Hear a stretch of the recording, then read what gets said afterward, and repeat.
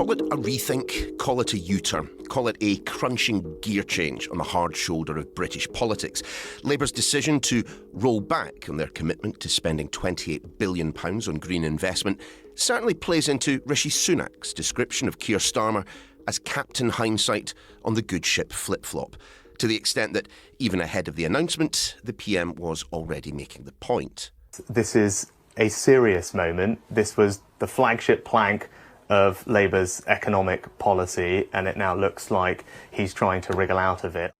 The Prime Minister, of course, could never be accused of having changed his mind on anything of import, aside from HS2, net zero, or his love of Boris Johnson, though at the time of recording, he is sticking resolutely to his pledge not to apologise to the mother of Brianna Ghey. I'm Niall Paterson, and on this edition of The Daily, we will be examining the political impact of Labour's shift in policy and what it means for the UK's green credentials.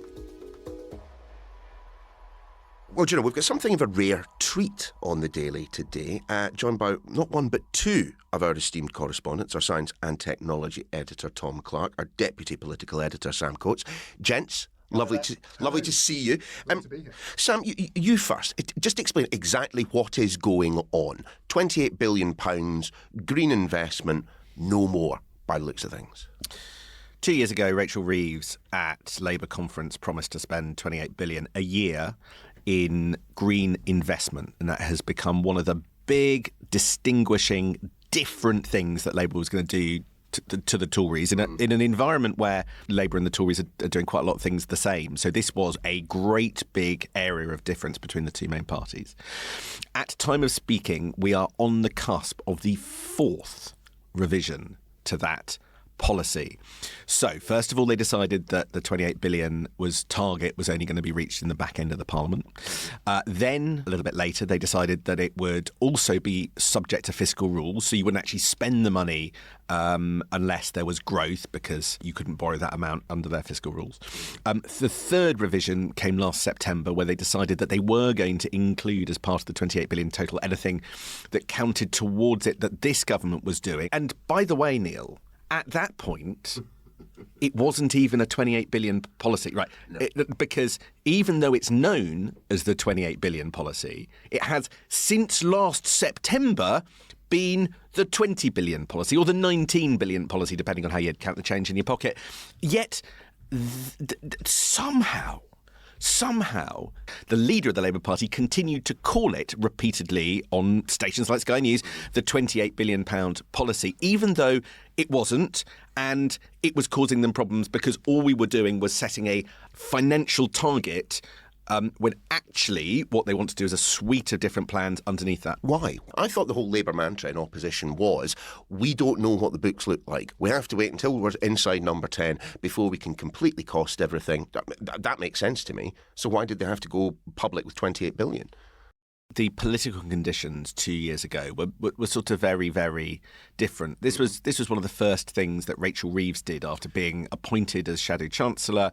I think it was at a conference where, you know, they wanted a big shiny announcement and signalling that the Labour Party were going to kind of do a big public work spending on green. They thought signalled the kind of Labour Party that they wanted Keir Starmer to be associated with. But policy making that starts with the number kind of often doesn't end well. Can I give you just a comparison? Because I think this has taken on like a sort of Wizard of Oz quality. It's the horror of this, I think, for the Labour Party has expanded out of all proportion. It reminds me of how we ended up with a policy in the Tory party of getting net migration down to the tens of thousands. I remember that one. So that was a Damien Green remark that was amplified by David Cameron in the 2010 general election debate, that then became a millstone around the David Cameron premiership and probably largely contributed to us leaving the European Union. All of which because somebody set a numerical target that they hadn't really thought through when it happened, but it snowballs and it snowballs and it snowballs and then causes immense damage. And only now is the Labour Party trying to unpick that problem. Tom, just in terms of the policy portfolio, I mean, was it kind of a decent structure for a new party in government. The blue sky thinking there was it positive? Yeah, and I think listening to Sam there, I think he's absolutely right. If you think about the context of the time, we had the United States had its Inflation Reduction Act, huge amounts of money flowing into their sort of net zero, low carbon economy thing. The EU are doing similar sorts of steps, and Labour's looking around for points of difference, and the Conservatives had been vague on all this. They talked about a green economy, they talk about green gigafactories, etc., but we hadn't really seen that kind of commitment. They were distracted mainly by other issues. Here's an opportunity, and let's put a number to it to show what we really mean. If Labour is sitting around with their head in their hands today over all this, spare a thought for those who are committed to what a net zero ambition looks like, what the policy landscape is to get there. And also, let's not forget how to get the UK's economy out of the stagnant situation we're in, because what everyone else is doing is they're doing this around big infrastructure investment that you need to do for net zero. And actually, that 28 billion number isn't irrelevant to that. Very recent review by Nick Stern, who's a well-regarded sort of net zero economist, looked at, all right, if you want to attract that investment, you want to get this started, there are some things the private sector aren't going to be incentivised to do. The government's going to have to do some of that themselves, and it's probably about 1% of GDP needs to be invested to attract in about 2% from the private sector, and that comes to about 26 billion quid. Yeah, it's that sort of ballpark. It's interesting though, isn't it? Like, macro policy making can be done in like percentage of GDP, in very rough estimates of figures. But macro policy making is just completely incompatible with political campaigning. And I think what you've got is a whole load of very sensible things going on over here, crashing into the sort of nightmare of the decontextualized, atomized political campaign where nothing is off the table and good intentions get smattered all over the rocks.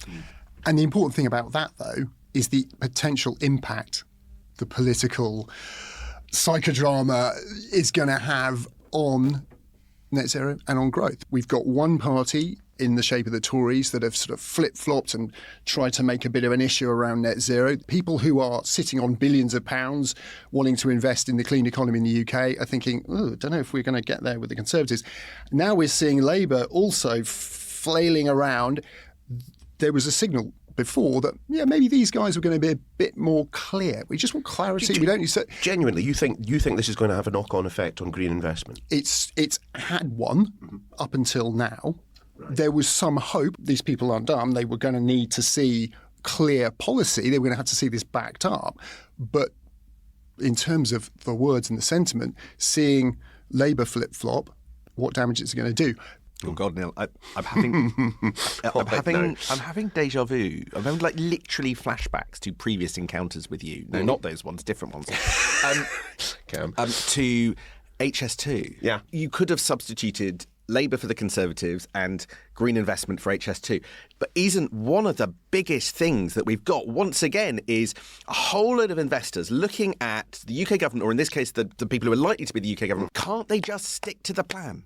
Can't they just follow through on what they promise? Why do they endlessly have to flip-flop on, and this is true of both parties, on different issues. Why do they have to flip-flop at short notice over things that we've been planning towards? Can't Britain be a stable country like other places? Oh my God, is Keir Starmer going to be just as bad as Rishi Sunak when it comes to messing us all around? It does look, as Rishi Sunak was attempting to do yesterday, like yet another U-turn. I mean, is that point starting to land now in political terms? As Tom was saying, the Tories have done really an exceptional job on this. They've done a far from exceptional job on lots of other things, but they have managed to get into the Labour psyche and create a psychodrama around this for a couple of very, very good political reasons. I don't think it's so much about there being votes in Labour being green or not. Right. I think this is about two things. It is about honing the political attack on Keir Starmer that he flip-flops, and also pressurising the Labour Party on whether or not it is a economically responsible party. That's the bruise that they were punching was, same old Labour Party. They're going to borrow more, tax more, and they'll spend more. And that's all that's happening here. And in the end, the calculation, I think, by those at the top of the Labour Party is we can't take that risk. We know that the public are predisposed to see us as that party, and so we have to head this off at the party. Chaps, we will pause there. When we return, we will be exploring, well, the political risks for Labour in this in a little bit more depth, but also just why is it so expensive to push towards net zero? Back in a moment. Welcome back. Tom Clarke, our Science and Technology editor. Sam Coates, our deputy political editor, still in the tiny wee radio studio here in our Westminster offices. Tom, let's start with you at this half. Everyone now understands, and indeed it's become something of a political football, to make the point that pushing for net zero is going to cost us all an awful lot of money. Put that into some kind of context, because, of course, today is also the point at which we have had the Copernicus report, the EU's climate service report, suggesting 2023, hottest year on record. We're all on our way to hell in a handcart right now. We're going to have to do something about it. So Labour's decision to not abandon their environmental policies entirely, but to roll back on them, has to be seen in that context. If you look at the climate science, I mean, what a day to pull this U-turn. And also what a period to be dithering about should we do net zero or not, or if we're going to do it, how much are we going to do it and how fast? Because, as you say, we've had 12 consecutive months now. It's the first time since we started measuring the climate, probably the first time for many millions of years, the Earth's temperature has been at 1.5 degrees above pre-industrial levels. We've also got, ocean temperatures have broken a record every single day for 8 months consecutive as well. Weird things are going on that were entirely predicted. You can't deny the science of it, but it comes down to, yes, how are we going to make it work? How are you going to afford it? Yes, net zero is going to be expensive. Rishi Sunak, I think, got something right back in September when he sort of did his reset on the whole thing. So we need to have a more honest conversation about it. Yeah, totally. That's I true. agree with you. But one of the things that's missing there is how much does it cost if we don't do it, right?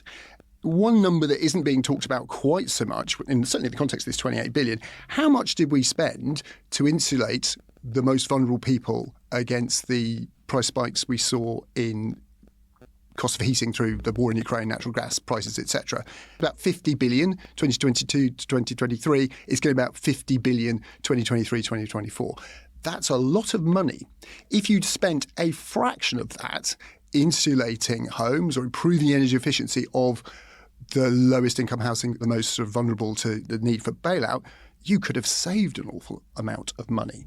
So that is a very important factor to bear in mind when you talk about how much it's going to cost. How much are we going to save in the long run by doing it is the argument the clean economy enthusiasts would tell you. Sam, your thoughts on that? Politics does tend to focus on the negatives, doesn't it? So, why haven't we seen politicians, making the case in the way in which Tom was arguing? The public debate and the actual outcomes triggered by policy are two very different things. And I think that's a point relevant to this. And tone and public debate and decision-making are also two very different things. So Rishi Sunak notably pulled back a bit on some of his green commitments last September.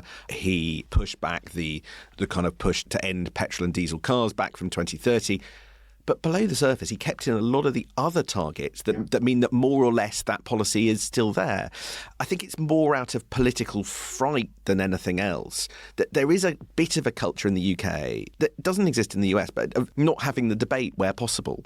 That, I think there is a fear of the media, the fear of hostile reaction means that what gets discussed above the line is only a sort of pale fraction of the decision-making that the government takes on our behalf. And where possible, governments of all stripes don't particularly want public debate intruding on the decisions that they want to get right, which is another way of saying, you can quite see governments of either colour being relatively committed to net zero after the next election, having both stuffed each other up in the campaign to sort of present their anti-net zero credentials. I mean, Tom, you're nodding along there, but it is curious to me sometimes the focus that there does appear to be in the body politic about environmental issues. You know, people are constantly chucking cans of soup over Van Goghs these days to make that point, and yet we are in the run into a general election. I mean, I'm sensing that you probably don't expect that environmental issues will be the single biggest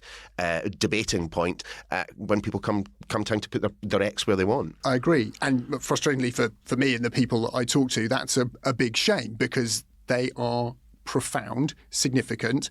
And if you look at some other of our neighbouring countries, they have managed to decarbonise their economies, or they're on track to doing that very, very effectively. We made great strides in the UK, partly because we were able to get rid of coal, partly because of for fluke and other reasons, but partly because of genuine commitment and continuing support for renewable energy. But we've got a hell of a lot of work to do on some very, very difficult things. But another thing that this brings up, just your HS2 point, it makes me wonder, we've sort of lost our confidence too in delivering big, expensive things. Look at HS2 is a great example. Hinkley Power Station, colossal waste of public money. Arguably, it's going to cost us very, very dearly. There's something wrong with the way we have worked with the private sector to deliver public infrastructure here in the UK. Labour, I think, really tapped into it's time for a reset. It's time for things like GB Energy and those sorts of ideas. That was quite a profound sort of offering. Yet now I think anybody's looking at them thinking, are you actually serious about that? Can we rely on you to deliver it if you're going to get fouled up in something as, I wouldn't say trivial, but as easily avoidable as a row over 28 billion, is it 20 billion or whatever? Sam, just on the pure politics of this to round things off, I mean, the Tories have been building up to this moment for quite some time, haven't they? They've certainly set the ground to tackle Labour head-on this £28 billion pledge. And then, of course, we had yesterday at PMQs, and I'm just wondering in what kind of terms you would choose to describe what Rishi Sunak did with his misstep, making a comment about trans with Brianna Jai's mother sitting in the public gallery. That's taken a lot of the sting out of the Conservative attack today, presumably because they're having to deal with that issue. It's really important to understand why the Tories are doing this, because of the lack of other dividing lines. This is one of the very few. You know, they would quite like to have a dividing line on, in fact, some of the trans issues that we're going to come on and talk to about in a second. But the truth is that the Labour policy position now is not that different to the Tory one. I'm sure bits of them were hoping that Labour would even approach Israel-Gaza differently to the way that they have done. Certainly, Labour have done an incredible job in other areas, like shutting down divisions on public spending and stuff like that. And the 28 billion was the one area of big difference between the two. So that's why they went for it. And that's why they were building up and up and up and up and up to yesterday with their plan to publish Treasury costings that were going to show that Labour had effectively underestimated how much the warm homes component of this policy was going to do. You know, there's a question about whether or not the costings were based on false assumptions. But leaving that to side, yesterday was meant to be a great big bazooka against this policy, and Rishi Sunak personally messed it up, right? Now, there is a profound concern in different bits of the Conservative Party that there is deep worry even in bits of Number 10 about where we are with Rishi Sunak, because it was him doing that thing yesterday that caused them the problem. It was him doing all sorts of things that have slightly thrown the party off their stride. And the conversation I have heard cabinet ministers have is, can we take this guy into an election campaign? He's out there campaigning 2 days a week at the moment. But isn't the danger of an awkward encounter and a gaffe and a problem and an unforeseen moment, you know, as this guy who is our Prime Minister tries to sort of slightly wear a straitjacket that he doesn't totally fit and tries to be somebody that's not absolutely him, it's quite painful for people in the Conservative Party that I talk to. Guys, lovely to talk to you again. Sam, Tom, see you again soon. Thank you.